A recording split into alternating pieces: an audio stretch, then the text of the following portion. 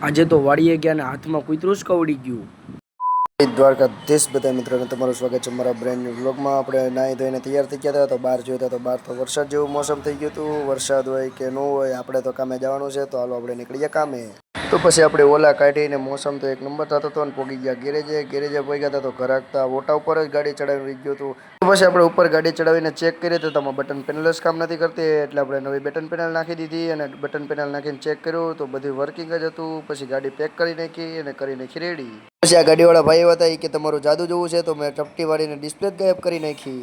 પાછી આપણે આપણી ગાડી કાઢીને નીકળી ગયા સામાન લેવા, કેમ કે બેરિંગ લેવા જવાના હતા તો બેરિંગ લઈ આવ્યા. પછી બેરિંગ લઈને આવી ગયા અને બેરિંગ લઈને આવ્યા તો બિપિનભાઈ તો ઓલા ખોલીને રાખી હતી તો એણે ઓલાની બેટરી ચડાવી દીધી હતી ને કરી નાખી. ઓલા રેડી આપણે ડિસ્કવર કરવાની હતી. પછી નીકળી ગયા આપણે જમવા હતા તો રસ્તામાં આપણો દોસ્તાર મળી ગયો. દોસ્તારને કરી દીધા રામ રામ. તો દોસ્તારનું ધ્યાન નહોતું. પછી એને તો કાનમાં એસ્પ્રી નાખીને રહેતો હતો સાયકલમાં. પછી બે ગયા જમવા. આજે રવિવાર હતો એટલે દાળ ભાત બનાવ્યા હતા. તમારી ત્યાં પણ રવિવારે દાળ ભાત બનાવ્યા તો કમેન્ટ કરો.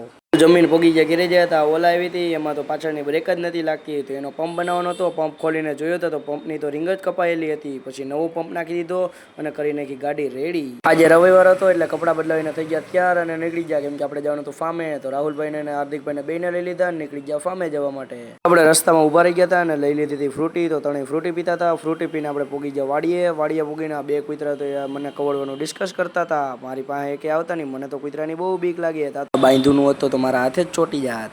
પછી આપણે ટ્યુબ ઉપાડી લીધી ને નીકળી ગયા નાવા. તો પછી નાવા આવી ગયા. રાહુલ ને હાર્દિક નાતા હતા. પછી આપણે મારી લીધી એક ડૂબકી. આપણે નાઈને નીકળી ગયા, કેમ કે આપણે સાંજે જવાનું હતું બહાર હોટલમાં જમવા. આપણે જમવા જતા હતા. આ ગાડી જોઈએ, આ ગાડીના નંબર પ્લેટમાં હું લખું કોમેન્ટ કરો.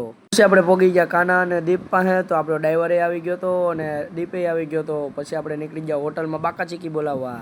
પછી આપણે પોગી ગયા મોટા વરાસા ગણેશ હાઉસમાં. ત્યાં આપણે અનલિમિટેડ ઢોસા ખાવાના હતા તો 3 ટોકન લઈ લીધા અને બેસી ગયા જમવા. પછી દીપભાઈ એનો વ્લોગ ઉતારતા હતા તો આપણે તો ખાવાની બાકા ચીકી ચાલુ કરી નાખી. આપણે ગેરેજે પોગી ગયા હતા, કેમ કે ઘરે ગાડી લેવા આવવાના હતા ને આ બે અહીં બેસી ગયા હતા ને આપણે ચોકલેટ ખાતા હતા. ચોકલેટનું નામ કોમેન્ટ કરો. તો બસ મિત્રો, આ વ્લોગ અહીંયા સુધી. તમને મારો વ્લોગ ગમ્યો હોય તો like share subscribe. Thank you for watching. જય દ્વારકાધીશ.